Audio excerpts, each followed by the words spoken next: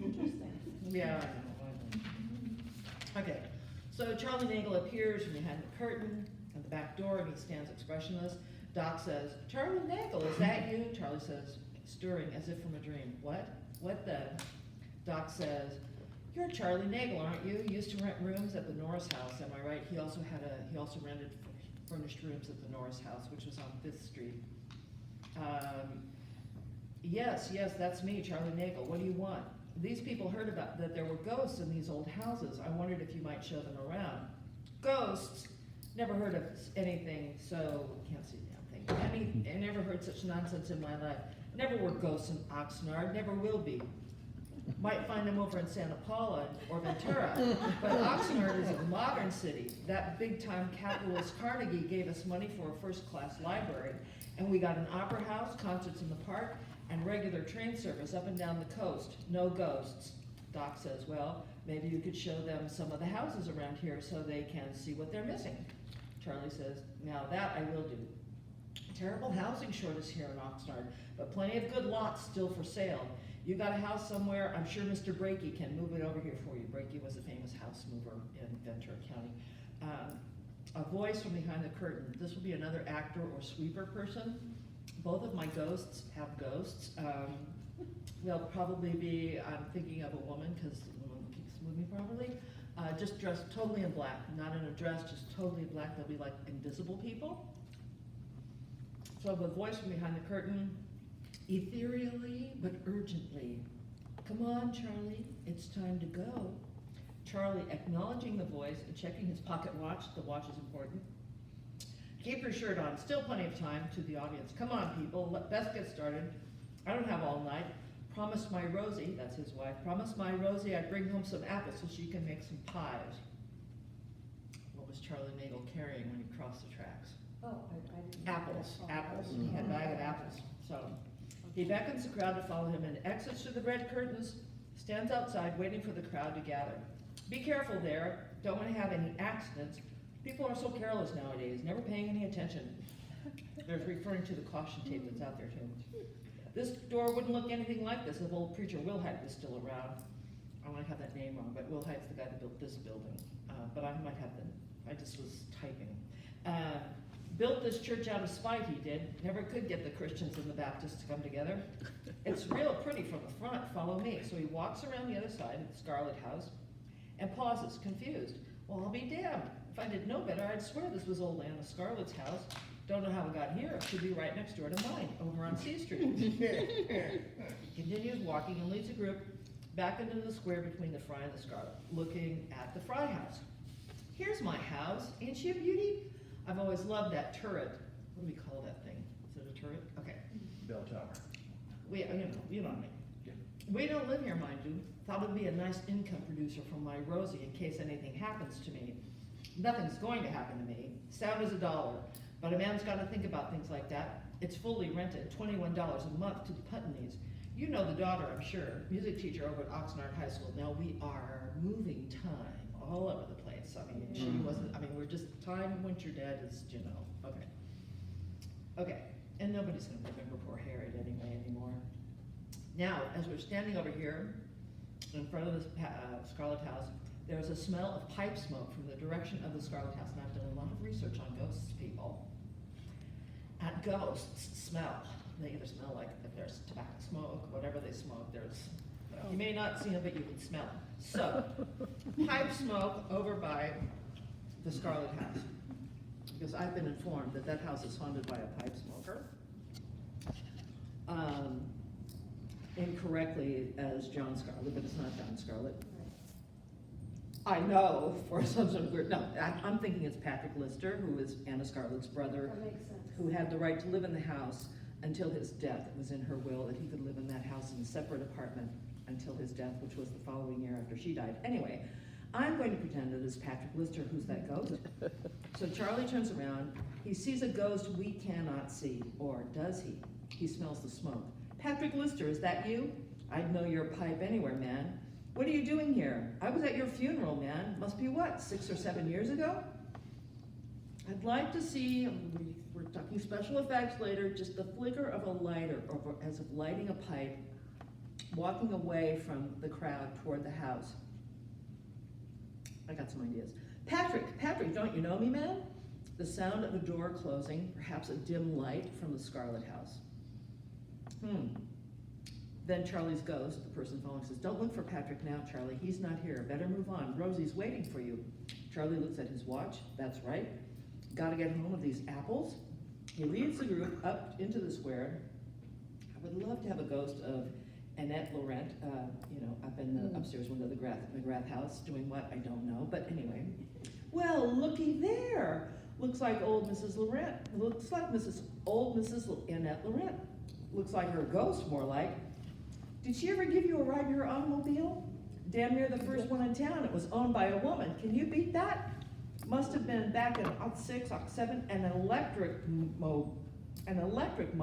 Silent as the grave it was, a beauty. She's related to nearly every old family in Oxnard and Hueneme. Never had any children herself, but she must be aunt to nearly half the farm family hereabouts. Pettits, Donalds, Borchards, Mulhards. I have no idea if that's correct. They used to say if you didn't want to marry your cousin, you had to leave town. That's cute. He walks them in front of the hall. Well, here's the front of old Preacher Will Heights little church. Sweet little wooden chapel, isn't it? He nearly caused a civil war here in these parts by suggesting that the Baptists and the Christians should merger. They all washed their hands of him so fast, the baptismal font ran dry, it did. So just to show he didn't need any of them, he built this church. Then pretty promptly left town. Church couldn't stay put any more than Will Height could. They built it over on 6th and C. Then the Christian Scientists got it. This could be wrong. I wasn't looking at my notes. But I will fix it, and picked it up and moved it over to B and 2nd, somewhere where the police department. D and and 2nd. D and 2nd, yeah. Finally ended up in this neighborhood. Sounds of singing from the church would be great here. Blessed be the ties that bind, or Rock of Ages or something, just on the speaker, right? Charlie says, don't go to church myself, but I do like the music. He sings along with whatever song and encourages the crowd to join in. Charlie's ghost says, you're not watching the time, Charlie. You can't be late tonight. Reluctantly, Charlie turns and looks at the Perkins house. Now, in that segue, I was thinking we could have some ghost women, or ghost man and woman, people in costumes, kind of walk from maybe the visitor center with parasols, chattering as if it's daytime. We don't see them. I'm not sure, maybe you're walking in slow motion, or what. Charlie will see you and the other ghost will see you and they'll call out to you, but you won't respond. You're in your own little, ghost world. When you say us in costumes, our costumes now go from 1880s to the 1930s, so you want Victorian clothes. Well, once you're dead, time is pretty, it doesn't really matter. I would say it does not matter. We're transcending different. Okay. He died in 21, was it? 21 when he died? And so Will Height had been gone for, 20 years before that, so it's, Okay. this is fiction here. But anyway, so that you can just kind of people the square, and if we can get into any of the houses through the front door, have you guys just kind of cross from a designated location, walk, just as though you're having a good time chatting with your friend, or maybe somebody could be on their way to the market or whatever, and then hurry up the stairs and into the door of a dark house. No lights come on. Well, maybe a light will come on.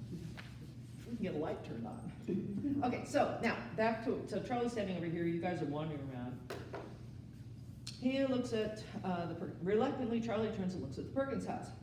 Cynically, well, here's a house that's la-dee-da, built by our famous capitalist Colonel Perkins.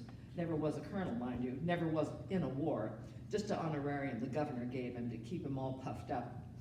I've made the arbitrary decision that Charles Nagle does not like Perkins. I have no idea. This is a ghost story. Okay. It makes a good story. Okay. Now Charlie says his ghost, you don't know that for a fact. You're right, I made it up. No, he was a capitalist. He was a capitalist. That's how his voter registration. Perkins was his It's called a capitalist. his party was capitalist. That's how it is in the voter registration. Huh. And as you will see, this one is accurate too. Noe was a capitalist, offered it up as his profession time and time again. Noe was born with a silver spoon in his mouth.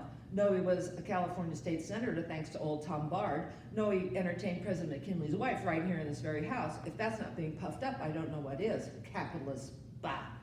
I'm a Eugene Debs man myself, democratic socialist and proud of it. He was a democratic socialist. How timely is that? This isn't a political meeting, Charlie. Well, maybe it should be. Why don't you, won't do you any good to get all riled up now, Charlie. It's too late. Charlie, petulantly, almost as if he knows his ghost will scold him for saying it. No, he married his brother's wife and adopted his children. Thank you very much. So then they proceed around the outside of the Perkins house. And what did you want to do with headlights? Oh, I didn't get to tell you. Well, tell me now. So it's the story. It's the story of the stolen hood ornament from young Clayburgh's, the son Clayburgh's car collection, and this car collection was so extensive. I mean, the whole marketing point is that before the Mullen, before the Murphy was the Clayburgh, and I mean it was famous, and people would come to see these cars that he had in the barns and outbuildings that he stored everywhere.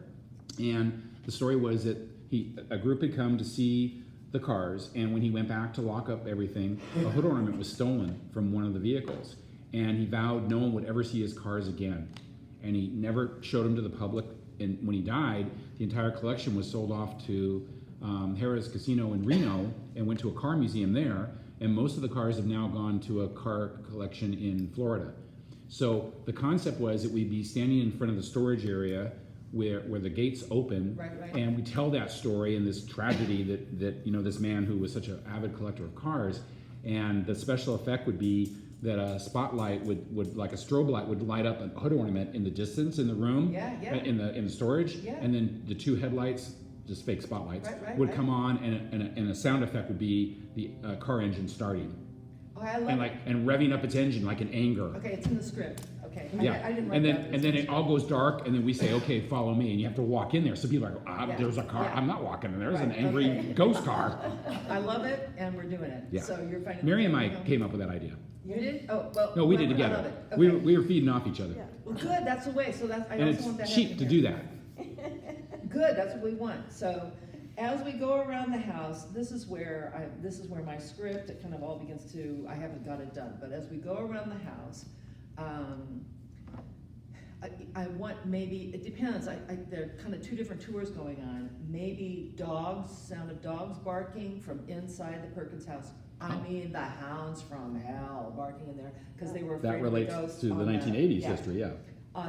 They're afraid of something upstairs. I'm thinking that maybe from that house, we can have an argument going on. I'm not quite sure what's gonna go on in the house, but on the ground, that will distract the people, but on the ground, and you guys can all help me with this too, not right now because I didn't bring the recorder, but then from all around the bushes in their little garden, what's that patio? The rose garden. The rose garden. Around in the bushes, I want surround sound, okay? I want surround sound totally. And I want the sound effects of little kids playing jump rope. Yes. And I want it to say, Charlie Nagel won't come back, got cut down on the railroad track. First came his legs, then came his toes, and when the smoke cleared, there was nothing but his nose. Oh my. I mean, it's a ghost story, right? It's not supposed to be in it. And so my actor will just go, "Stop, you children!" And it'll be like things that he can see, but he'll start beating the bushes to stop them from that evil chant. And then his ghost will say, "Come on, Charlie, we have to keep moving on." So. Anyway, when we're gonna cut through the coffee house, Right. maybe, I mean. It's guaranteed. It's guaranteed Yep. now. We'll have to have something in there. Gary was really jazzed that there's an elevator in there. Okay. But maybe then we can have the sound effects of an elevator. And Charlie Nagel won't know what an elevator is, but maybe we can just have the sound effects of a big whooshing elevator sound. And he can get afraid, like, what's that? And the ghost can say, move on. Just something to, why are we walking? Do we want to open the door and have something in there, or someone in there? Maybe. It's a very modern, Yeah, I contemporary know, it elevator. doesn't really, but we'll think about it. Okay. I say no to nothing. Well, at this point. And then we're gonna go walk around the side of the house. Now then, when Gary and I were first walking around, we thought, oh, well, that area there was where there were some houses of prostitution. The cribs, yes? No, yes. But good news, we just got access to the Filer, the 3 rooms that are all decorated to the hilt for Halloween, and a grand piano. And there's someone in there to play a requiem. So we thought we could do the early years of Lucy Hicks in her entertaining, not Which one's the Filer house? Filer, Where the beauty shop where the is. beauty shop is. Oh, okay, okay, Yeah, okay. we get right to go next inside. it. Oh, okay, We get to go cool. inside. And they're gonna bring a smoke machine on their own, play a requiem, All right. and we can start talking about Lucy there, or just save Lucy till we go outside. I have no ghost stories on Filer. Well, I haven't made any up yet, though. Right. Well, what could happen just in this location before the house is there? Pardon me? There's plenty of ghosts in the firehouse. Are there? There you go. We'll find. Real ones. Yeah, I okay. don't know who they are though. Well, all I need is a little hint. But, okay, so it turns out that, I'm presuming that this street, not the houses, obviously, is that where the cribs were, the prostitutes were? So I thought they were, but from what Miriam sent us, Lucy had a house on B Street right around the corner, and right across the street was the Elite Cafe, ironically that we have the Elite Theater here, and she was co-owner of the Elite Cafe. But I was told by Don Ruggles that she had homes right there. I was gonna have Judy and Mitch research the Sanborn maps to know, Oh, we can look, you can look at, anybody with a library card can look at a Sanborn map, okay, we just need to confirm. but it won't tell you the owner. So It'll I say thought we there's could a just be house there. generic, and all of 7th Street is Oxnard's red light district. Okay, well, what happened in reality, and I didn't bring it with me, there was a night watchman who was murdered over there by one of the cribs. I mean, what is the origin of the word crib as a term for a place where a prostitute practices her trade? Thank you. Someone was murdered there, a night watchman, and so I thought maybe the ghost could say, our Charlie Ghost could say something about this foul murder. It took them months to find anybody that may have done it, but they interviewed the prostitute and they interviewed, a bunch of people who were there. Anyway, so remember this dead person for a minute. As we go around, I haven't got this part written, so then we're gonna go back in through the Snively house, Ruggles Snively house, go out and exit through that courtyard thing over there. Now, for the next tour, I definitely want a ghost there, but for this tour, it's not gonna be Charlie's ghost. So we can either walk, but when you're standing in that other little, the garden with the fountain in it, Uh-huh. depending on which way you're standing, but if you're facing like the Pettit house, to your left, there's that little pump house building that's Mhm. there. I was thinking maybe we could create, I ask every actor I know, will you volunteer for one night to fall down? Well, maybe hear the sound of a gunshot, maybe some running and a guy falling down, that's it. We don't investigate it any further, but maybe we just kind of I just want like loud noises, Mhm. loud noises that don't pan out for anything, because loud noises when you're not expecting them can be scary. Mhm. So, I'm forgetting. Now, we're gonna put a madam in the Ruggles stairwell. Remember, we're gonna, That's right, we talked about putting a madam. Yeah. And also then, this is now, we have pipe smoke over here, and I looked on the internet, and you can get spritzers. And by God, Gary, after I told you that, I went back the other day to look up where, I'm just gonna order them, they're $10. I could not find where I found them. I'm like, wow. But you can, as a spray, like you can have spray, you can spray it on stuff, and it will smell like cigar smoke, pipe smoke, whatever you buy. And again, since we don't have many real ghosts, if we can create the smell, and I think we should only do it outside because we don't want it to linger in anybody's property. So, Yeah. but it can be outside, and so as we walk by that space, that might have been where the prostitutes were, we'll smell the smell. And maybe Charlie will say, oh, that smell brings back memories or something, just like, Good old Charlie. yeah, good old Charlie. So the other ghost is completely different. So then we walk in and we can exit. I don't have anything written yet. Well, we're gonna talk about Uncle Eddie at the Pettit house, and that he was married to a Spanish señorita, and she was a beautiful woman, but she left him, and in the next one, I want her ghost. But anyway, we walk through the house on Charlie's tour, and then his companion says, Charlie, you have to go, you're gonna be late. And the companion hands him a bag of apples, a big bag of apples that she puts over his back. And she says, you're gonna be late, Rosie's waiting for these apples.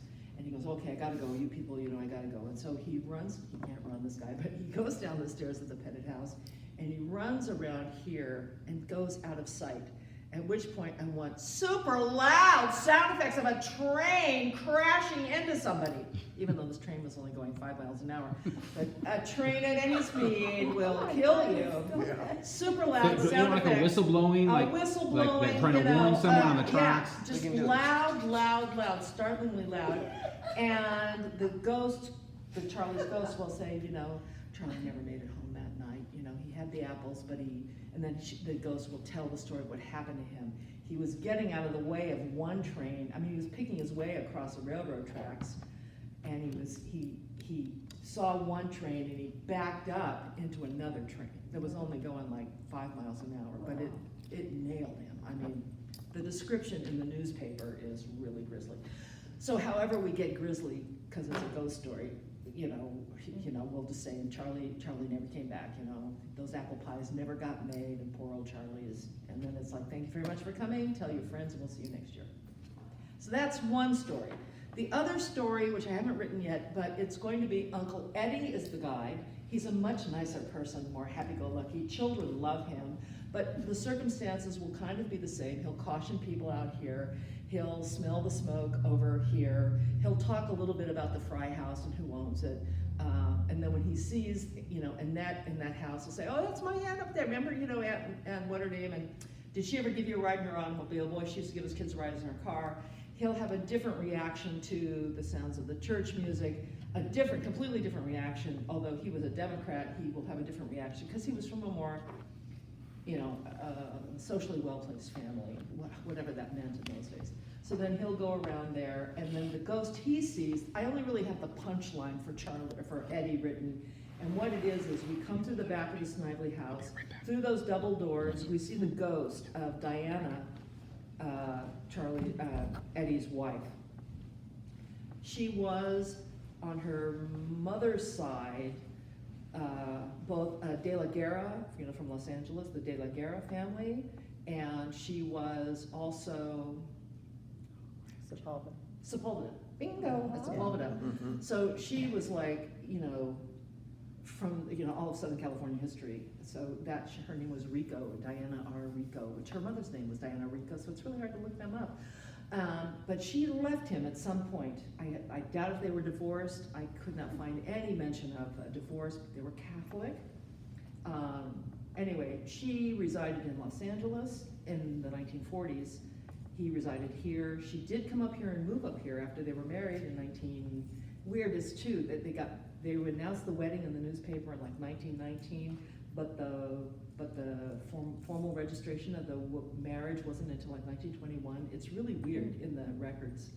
Anyway, so what he will see, we will all see the ghost of Diana in the window through the double doors in the back.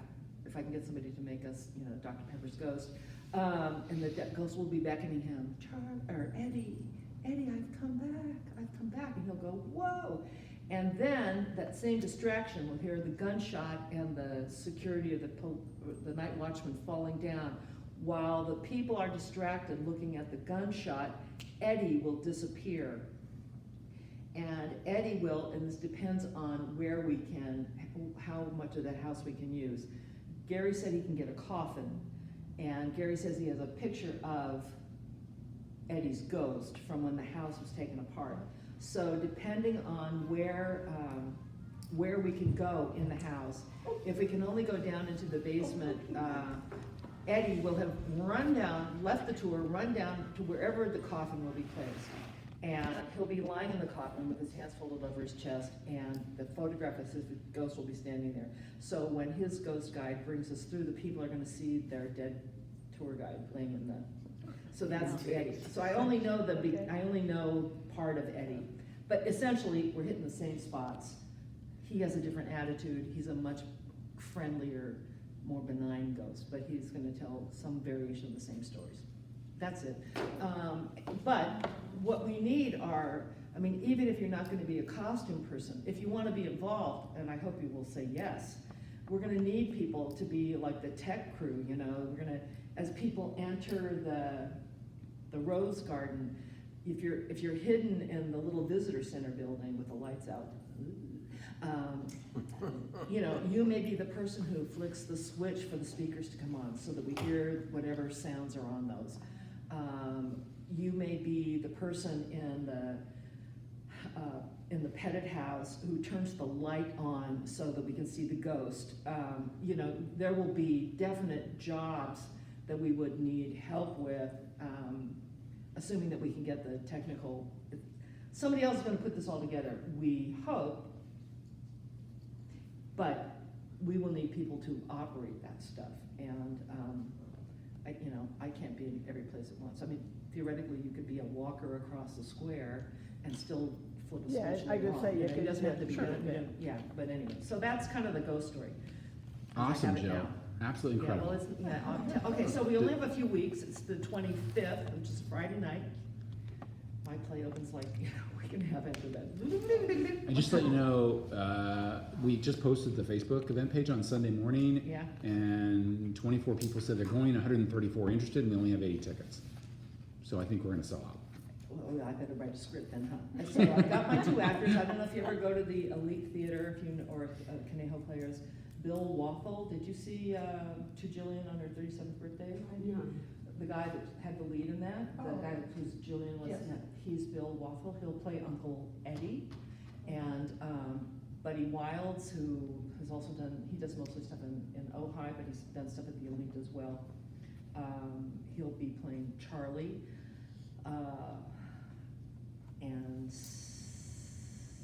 And so they're ghost assistants. Who do those need to be actors, or could they be docents? Because it's really scripted pretty tight. I So think it's gonna be actors Actors. for 2 reasons. I think that, I'm envisioning, I'm only writing like a 5-page script, but I'm envisioning people not holding a script and maybe somebody who needs to kind of prompt them. I think actors will be, I'm just gonna ask like, I'm doing a play, I'm in a play right now with Cindy McKay's Word Love. If you've seen plays over there, you know her too probably at the Elite, and Angela DeChico. I'm gonna ask them if they'll do it. I haven't asked them. I also asked Cindy's husband if he might help with the sound effects. He didn't exactly say yes, but he didn't exactly say no. Anyway, but I will need some voices to sound like children, but we all can sound like children if we want to record the jump rope chant, and maybe female voices to record, I'm back, come, Daddy, this is Diana, I've come back to you, something, we'll manipulate it with sound, you know, with echoey stuff. Somebody might need to, I don't know how this will work. I can come back at night to see how dark it really gets. So I don't know if you're doing later tonight, but I I have a steampunk meeting at 6, so I'll be here till 9. till 8, probably 7:38. We'll be done by 8, I don't think. I mean, by not, I don't know, but let's text, Okay, because I can come back over here, my rehearsals at the Elite. got it. I want to see it at night, Yeah, to see let's what do we it. really can see. Yep. And how we can, if we have to make it darker, if we have to buy a piece of fabric to make a scrim for our Heritage Square ghosts to walk behind, to just diffuse the light to make them look more fuzzy. Yep. So that's that.